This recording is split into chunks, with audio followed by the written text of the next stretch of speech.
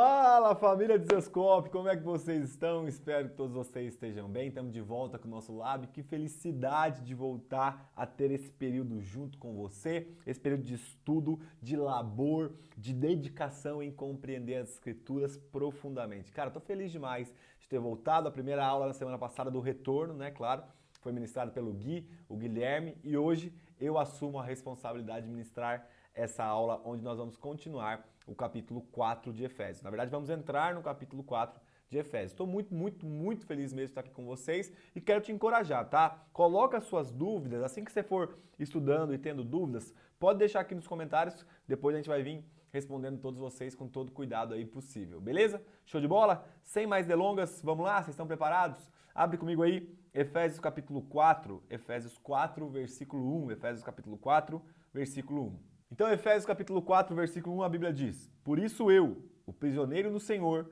peço que vocês vivam de maneira digna da vocação a que foram chamados, com toda humildade e mansidão, com longanimidade, suportando uns aos outros em amor, fazendo tudo para preservar a unidade do Espírito no vínculo da paz. Há somente um corpo e um só Espírito, como também é uma só esperança para a qual vocês foram chamados. Há um só Senhor, uma só fé, um só batismo, um só Deus e Pai de todos, o qual é sobre todos e age por meio de todos e está em todos. Vamos orar. Pai, muito obrigado por esse momento que nós temos a oportunidade de aprendermos mais sobre o Senhor. Fala conosco, ministra aos nossos corações e nos transforma. Nos leva, Espírito Santo, a viver essa unidade plena, completa em Ti. Conceda-nos sabedoria e revelação, nos ajuda a entender que o estudo também é o meio pelo qual nós Te adoramos. Nos dá, Senhor, uma mente cativa à Tua sabedoria. Nós buscamos compreender a Tua vontade. Fala conosco, em nome de Jesus. Amém, amém e amém. Glória a Deus.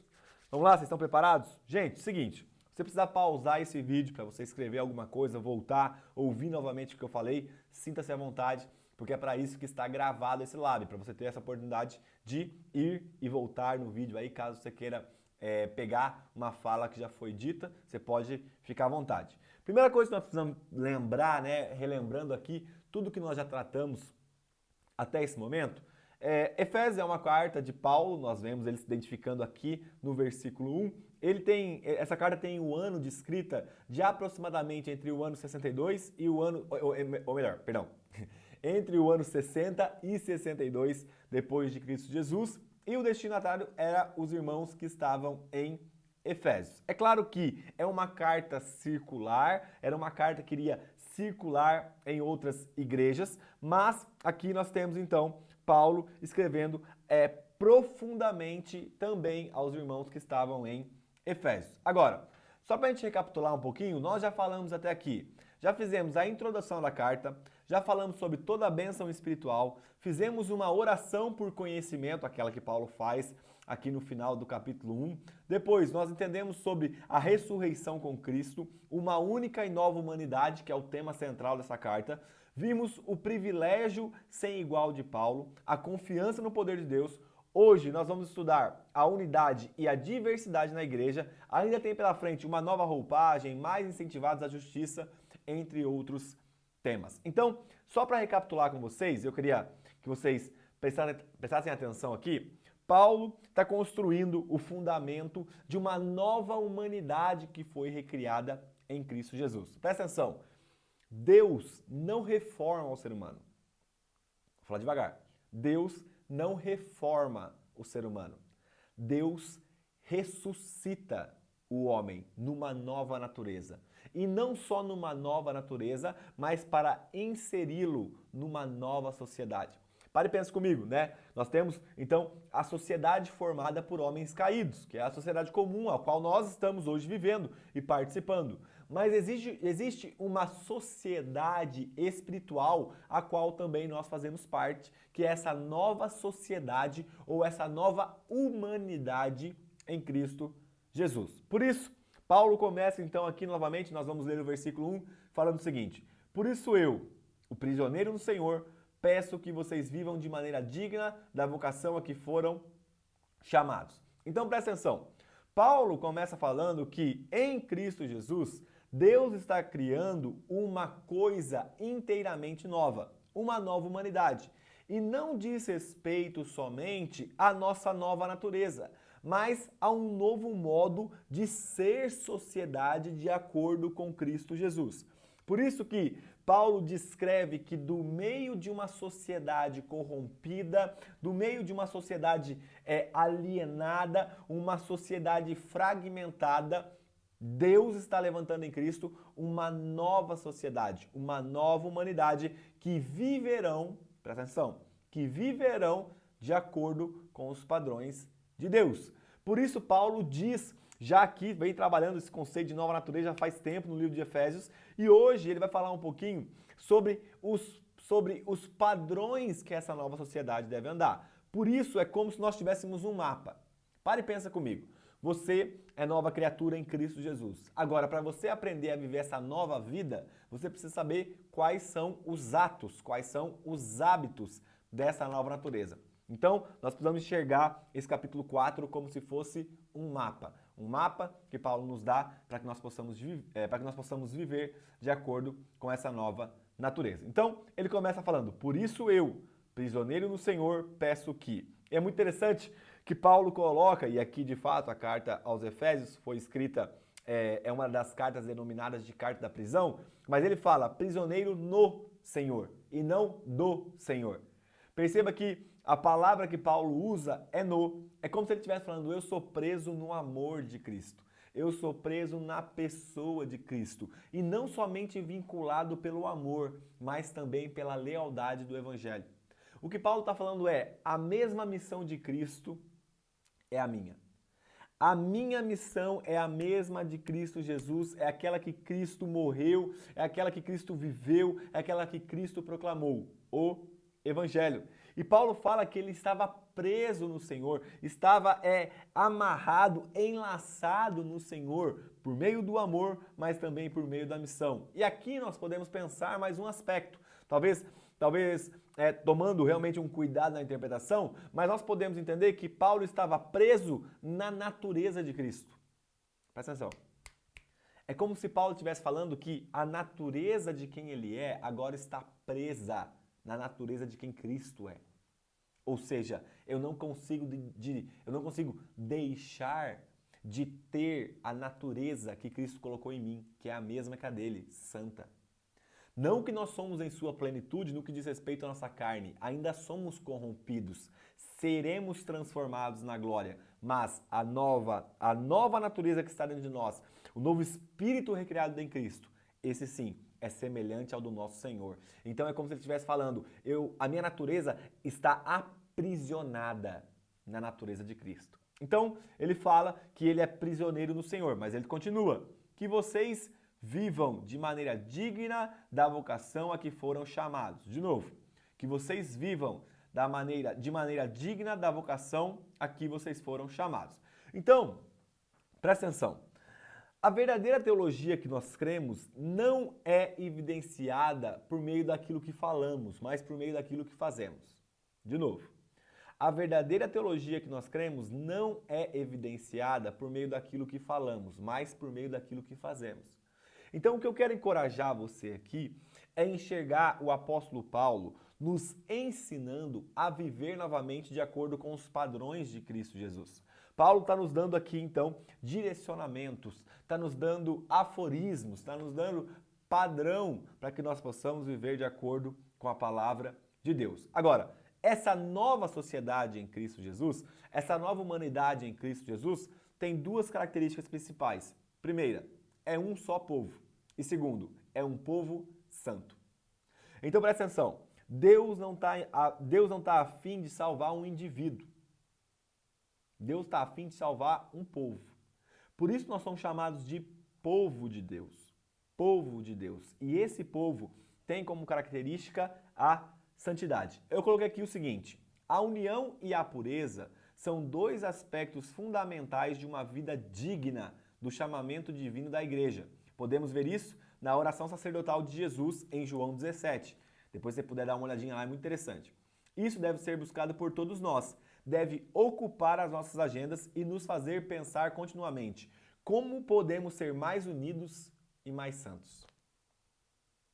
Cara, eu não sei se já parou para pensar isso. Mas sabe, a marca dessa nova humanidade em Cristo é que essa nova humanidade é um só povo e é um povo santo. Quantas vezes você sentou na sua casa e falou assim, deixa eu pensar aqui, como que eu faço para ter mais unidade com meu irmão e eu me tornar mais santo, junto com ele? Será que isso tem tomado conta das nossas agendas? Porque Paulo nos chama a viver de maneira digna da vocação a que foram chamados. Qual é essa vocação? Ser povo de Deus. Ser essa nova humanidade em Cristo. Gente, façam perguntas para o texto bíblico, tá? Uma das formas de você aprender interpretação e até mesmo para você aprofundar no texto é você fazer pergunta para o texto estudado. Então Paulo fala, peço que vocês vivam da maneira digna da vocação a que vocês foram chamados. Qual é essa vocação, Paulo? A vocação de ser uma nova humanidade. A vocação de ser um povo para Deus. Agora, ele continua então falando sobre quais são as características ou do que depende a nossa unidade. Ele nos dá uma característica. Olha, eu vou ler novamente agora o versículo 1 e 2, tá? Só para você pegar um enredo. Se eu ler somente o 2, você não vai entender muito bem. Então eu vou no 1 e no 2. Eu espero, dando uma pausa aqui, que você esteja com a sua Bíblia em mãos. Se não, pausa o vídeo e corre lá. Beleza? Seguinte, por isso eu, o prisioneiro no Senhor, peço que vocês vivam de maneira digna da vocação a que foram chamados, com toda a humildade, mansidão, longanimidade, suportando uns aos outros em amor, fazendo tudo para preservar a unidade do Espírito no vínculo da paz. Então, a unidade cristã, que é essa nova vocação que nós somos chamados a ter, sermos unidos em Cristo, depende de se ter algumas características. A primeira é humildade. Gente, desculpa. Onde você já se viu um povo unido sem que tenha humildade no meio desse povo? Vou reformular. Onde você já se viu um povo ser unido sem que se tenha a virtude, a nobreza da humildade no meio do povo? Sabe, a humildade aqui é uma humildade de mente. O que seria uma humildade de mente? O reconhecimento da dignidade e do valor de outras pessoas. A mentalidade humilde que havia em Cristo que o levou a esvaziar-se a si mesmo e tornar-se um servo. Ou seja, a humildade é essencial para a unidade a qual fomos chamados a viver. Paulo está falando que nós devemos viver da maneira digna da vocação que nós fomos chamados com toda a humildade. Ou seja, se nós nos reunirmos de forma orgulhosa, jamais vamos preservar o vínculo do Espírito, jamais vamos preservar a unidade do corpo de Cristo. Olha o que João Calvino fala sobre esse versículo. Ele fala o seguinte: de onde procede a rudeza? De onde procede a soberba, a linguagem desdenhosa lançada contra os irmãos? De onde procede os insultos e as reprimendas, senão do fato de cada um amar excessivamente a si próprio e de buscar em demasia os seus próprios interesses? Sabe, quando você se reúne num lugar onde pessoas buscam os seus próprios interesses, a chance de que haja falta de unidade naquele lugar, de que haja divisão naquele lugar é muito grande. Porque eu vou lá para me beneficiar. E se o outro me atrapalhar, eu piso na cabeça dele. Vocês estão entendendo, gente? Vocês estão entendendo a construção que Paulo está falando? Que a vocação a qual nós fomos chamados a viver é uma unidade em Cristo. E se nós não tivermos humildade, isso jamais vai acontecer. Então, é uma humildade de mente. É você considerar o seu próximo como alguém importante para si, como alguém digno de valor, como alguém que carrega a imagem e semelhança de Deus. Agora, se a unidade carece da humildade, de novo. Se a unidade carece da humildade, a unidade também carece da mansidão. E o que seria a mansidão? Porque Paulo fala com toda humildade e mansidão. Mansidão seria essa qualidade, essa característica ou essa virtude da moderação. É qualidade de uma personalidade forte. Como assim? Geralmente a gente acha que mansidão é qualidade de uma personalidade mais fraca, mais passiva, mais isso ou mais aquilo. Não. Mansidão é qualidade de uma personalidade forte, porque a personalidade forte é domada pela virtude. Eu ouvi uma frase em algum lugar que eu não sei na onde que eu ouvi, mas se encaixa aqui. O verdadeiro forte é aquele que não precisa usar a sua força. Em outras palavras, o verdadeiro forte é aquele que se domina. Quando eu tenho uma personalidade forte, aflorada, para fora, explosiva, e eu consigo acalmá-la para lidar com o próximo, eu estou exercendo mansidão. Eu estou exercendo moderação. E para e pensa comigo, Paulo está nos chamando a viver aquilo que Cristo viveu. Porque mansidão e humildade é um par natural. É um par que aponta para Cristo Jesus.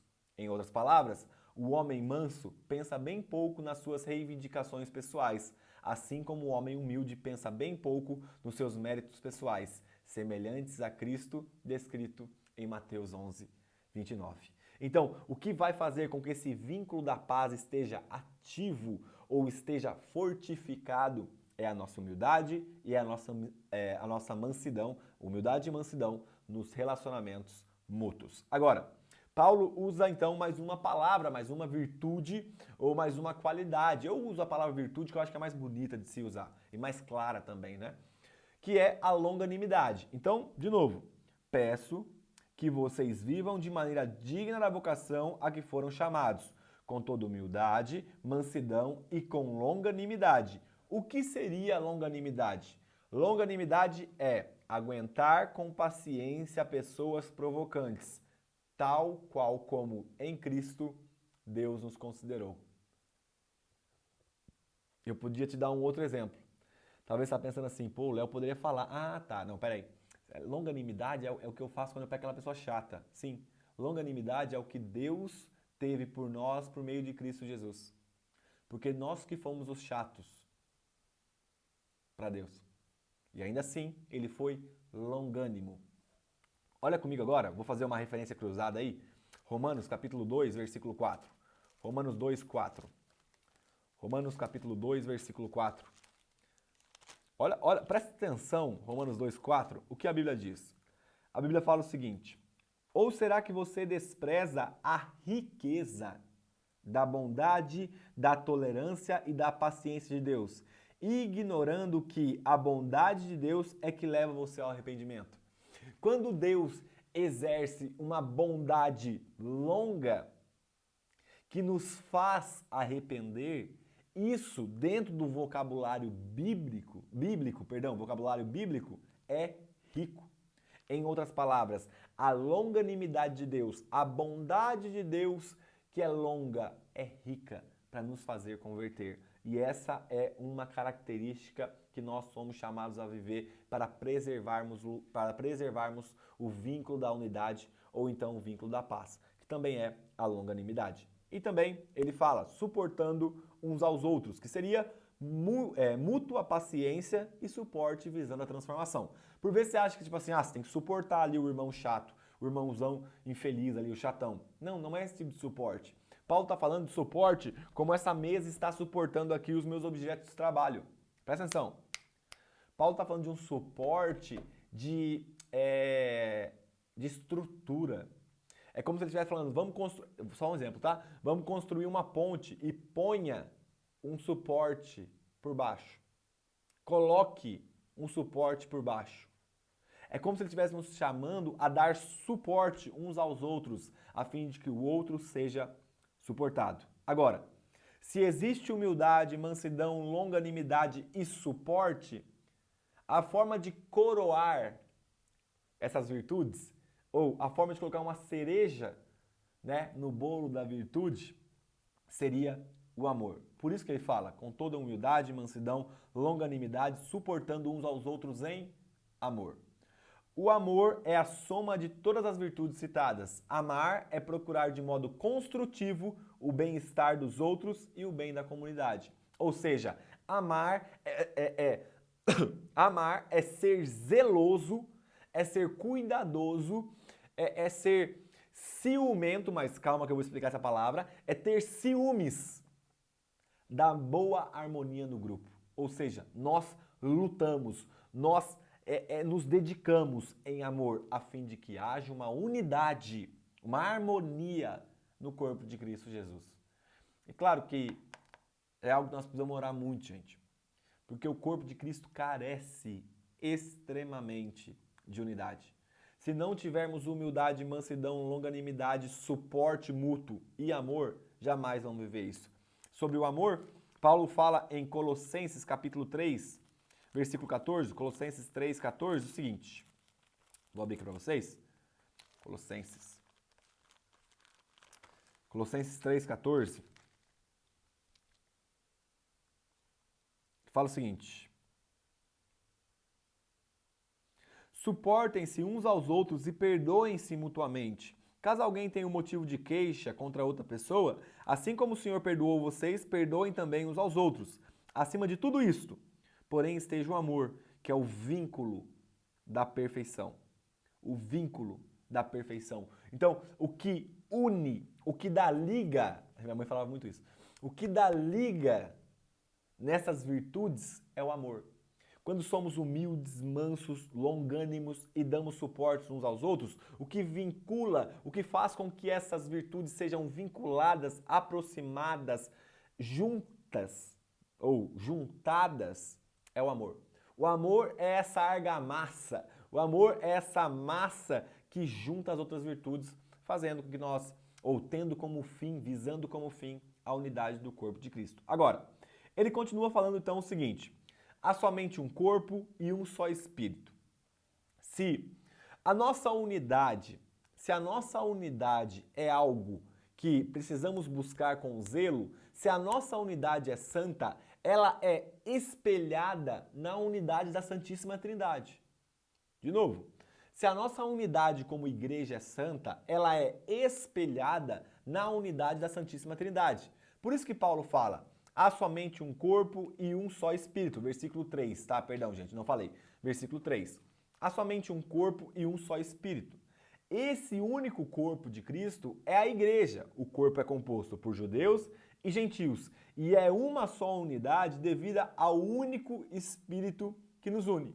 Então, o Espírito Santo que habita em nós como gentios, habita nos judeus que estão em Cristo, nos judeus que já entregaram a sua vida em Cristo Jesus. 1 Coríntios, agora eu vou citar uma outra referência aqui para vocês terem uma noção. 1 Coríntios 12, 13, 1 Coríntios 12, 13, fala o seguinte: pois em um só Espírito todos nós fomos batizados, em um só corpo, quer judeus, quer gregos, quer escravos, quer livres, e a todos nós nos foi dado de beber do mesmo Espírito. Então, meu amigo, não importa se você é reformado, se você é pentecostal, se você... e não importa. Assembleiano, presbiteriano, batista, família desoscopiano, ó, criei aí mais um termo aí. Não importa o que você é, se você faz parte do corpo de Cristo, o mesmo Espírito que comunga comigo, o mesmo Espírito que habita em mim, habita em você. Logo, nós estamos no mesmo Espírito. Temos diferenças? É claro, mas estamos no mesmo Espírito, porque é um só corpo e um só Espírito. Nós somos parte do corpo de Cristo. Você não é corpo de Cristo sozinho, eu não sou, ninguém é corpo de Cristo sozinho. Nós somos partes que compomos o corpo de Cristo Jesus. Agora, se é um só corpo, também é uma só esperança para o qual vocês foram chamados. Há um só Senhor, uma só fé e um só batismo. O Senhor Jesus Cristo, pois, é o único objeto da fé. Então, é nele que nós cremos como igreja. Ele é o cabeça, ele é o salvador do mundo, ele é o salvador da igreja, da esperança e do batismo. Então, presta atenção. O Cristo é responsável pela nossa esperança. Esperança do quê? De que ele vai retornar e vai nos buscar.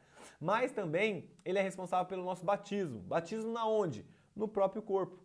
Quando Paulo fala de um só corpo, quando Paulo fala de uma só fé e inclusive de um só batismo, ele está se referindo aqui ao batismo no corpo de Cristo. Presta atenção, quando você se converte a Cristo Jesus, você é inserido, batizado, encharcado, colocado, enxertado no corpo de Cristo Jesus.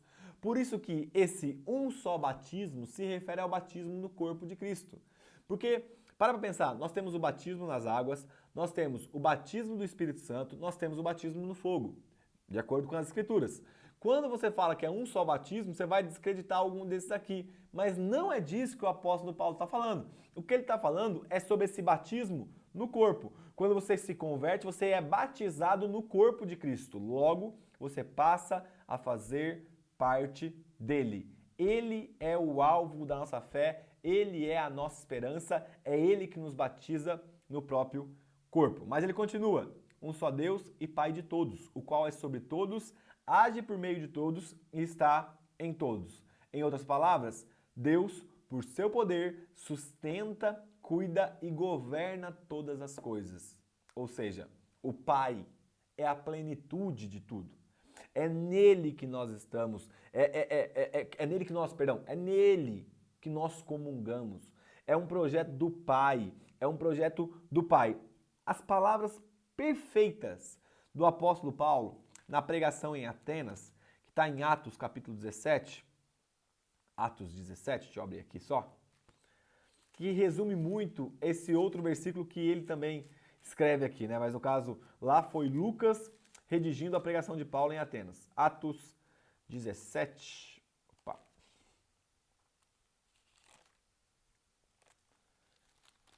Atos 17.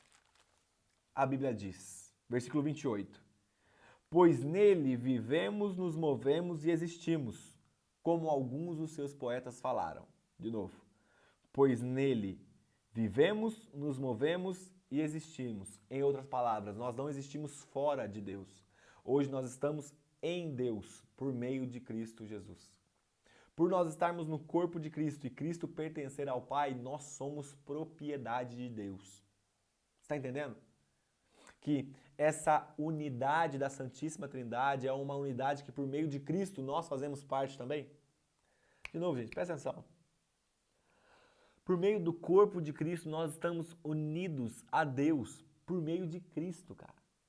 É um vínculo inquebrável, é um vínculo indestrutível. Indestrutível.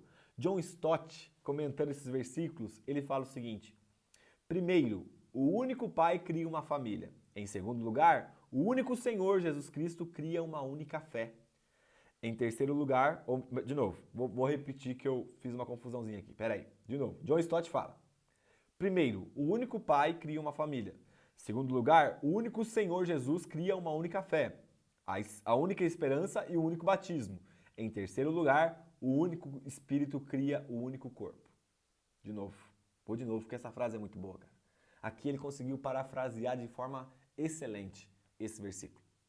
Primeiro, o único Pai cria uma família. Em segundo lugar, o único Senhor Jesus cria uma única fé, uma única esperança e um único batismo. Em terceiro lugar, o único Espírito cria um único corpo. Em outras palavras, a unidade de Deus é inviolável. Por isso, a unidade da igreja também é. A unidade da igreja é tão indestrutível quanto a unidade do próprio Deus. Dividir a igreja é tão absurdo quanto dividir Deus. Cara, vamos parar para pensar. Não tem como você dividir a Santíssima Trindade, porque eles estão unidos. Paulo está falando que não tem como nós dividirmos a igreja, de quão unida ela é. Não tem como nós dividirmos a igreja, porque a igreja está unida em Cristo Jesus. Agora, vamos dar um passo para trás. E vamos parar para pensar. Paulo está falando que é uma só fé, um só batismo, um só Espírito, um só corpo, um só Deus e Pai de todos, que é o nosso Deus Pai. Quando nós olhamos para a realidade da igreja, e agora eu vou puxar para o nosso país, a igreja brasileira, a pergunta é: será que enxergamos uma igreja tão unida assim? Cara, Paulo está falando que é. A Bíblia declara que é um só batismo, um só Senhor, uma só fé, um só corpo, um só Deus Pai. E por que que nós somos tão plurais?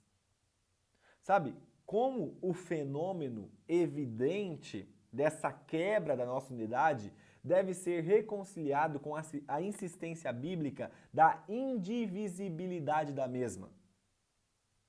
Quando nós falamos que a igreja é indivisível e nós olhamos para a igreja do nosso país, da sua cidade, da minha cidade, como que eu faço esse vínculo? Como que eu lido com esse paradoxo da igreja ser uma, mas olhando na prática a igreja não parece ser uma? Para isso, nós precisamos voltar um pouquinho e compreender o início, a parte que eu não fiz da exposição, que é quando o apóstolo Paulo fala, fazendo tudo para preservar a unidade do Espírito no vínculo da paz. O que significa fazer tudo para preservar a unidade do Espírito no vínculo da paz? O que isso quer dizer? Que sentido faz Paulo falar isso pra gente? Afinal de contas, a unidade da igreja é indestrutível, assim como da Santíssima Trindade. Como que eu vou preservar aquilo que é indestrutível? Como se eu falasse, tem que preservar a unidade da Trindade, mas é indestrutível essa unidade. Como que eu vou preservar a unidade da igreja? Ela é indestrutível. Agora, só parece haver, gente, uma resposta possível para essa palavra preservar a unidade da igreja. E sabe, John Stott vai falar que preservar a unidade da igreja é preservar a unidade visível, porque a invisível é inquebrável. Ou seja, você pode ser de qualquer outra igreja que declare o senhorio de Cristo, que crê na Santíssima Trindade, que tem a Bíblia como fundamento, palavra de Deus, e ainda assim nós podemos ter diferença. Só que essas diferenças só são externas, porque internamente o nosso espírito está vinculado, porque nós estamos em Cristo. Em outras palavras, devemos demonstrar ao mundo que a unidade que dizemos existir nas Escrituras sobre a igreja é tão indestrutível, assim como a unidade de Deus é com a própria Trindade. Gente, o que Paulo está pedindo para a gente aqui é evidenciar nos nossos atos o fato que já acontece no Espírito. Nós somos indivisíveis. Nós não podemos nos dividir. Não existe duas igrejas. Não importa onde você pode estar na Inglaterra, você pode estar nos Estados Unidos, você pode estar no Japão, você pode estar na África, não importa. Se você está em Cristo, você tem um vínculo de Espírito comigo. Então nós precisamos mostrar esse vínculo ao mundo. O nosso esforço não é para preservar o vínculo espiritual, mas o vínculo evidenciado. E eu creio, gente, que talvez seja uma das questões que nós temos mais negligenciado. Presta atenção, Paulo está falando para nós nos esforçarmos para preservarmos o vínculo da paz. Para preservarmos o vínculo da paz. E sabe, ele fala assim, vamos ler de novo o texto para eu dar ênfase. Por isso eu, prisioneiro do Senhor, peço que vocês vivam de maneira digna da vocação a qual foram chamados. A maneira digna é com humildade, mansidão, longanimidade, suportando uns aos outros em amor, fazendo tudo para preservar a unidade do Espírito no vínculo da paz. Há somente um corpo e um só Espírito, como também uma só esperança para a qual vocês foram chamados. Um só Senhor, uma só fé, um só batismo, um só Deus e Pai, o qual é sobre todos e age por meio de todos e está em todos. Em outras palavras, fazendo tudo para preservar a unidade do Espírito no vínculo da paz, é como se o apóstolo Paulo estivesse falando, você deve fazer. Aqui não é um passivo, mas é um imperativo.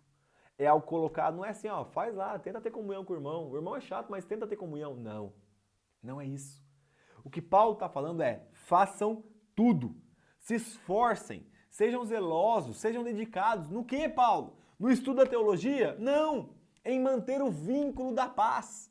E não que estudar teologia não seja importante, gente. Só estou falando para a gente ter consciência que Paulo nos chama a uma responsabilidade de nos mantermos unidos em Cristo.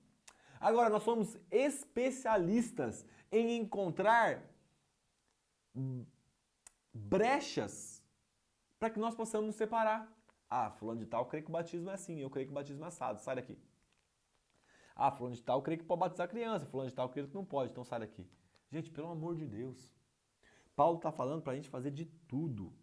De tudo. É um mandamento apostólico. É pecado ir contra a palavra. E a ordenança de Paulo é: façam tudo para preservar a unidade no Espírito, no vínculo da paz. Em outras palavras, o mundo tinha que olhar para nós e ver que somos unidos. Mas não é isso que acontece na prática. Porque nós estamos sendo negligentes.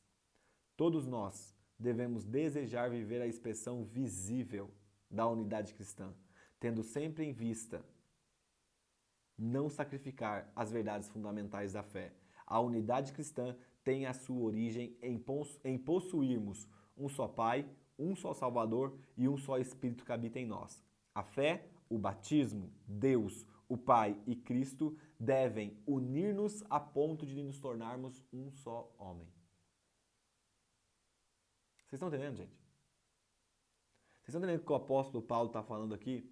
Que nós não vamos negociar pontos fundamentais sobre quem Deus é, sobre quem Cristo é, sobre quem o Espírito é, sobre a salvação por meio da graça mediante a fé, sobre a autoridade das Escrituras e a inerrância das Escrituras.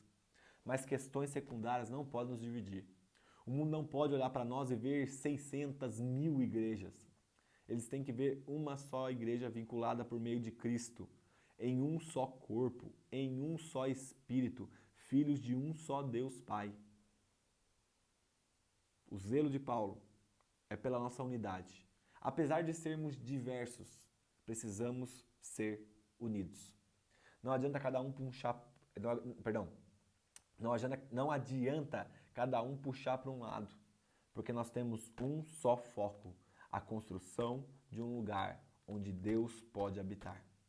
O que nós queremos é cumprir o final de Apocalipse. Viver Apocalipse 21, 22, quando Deus pode se manifestar plenamente na terra.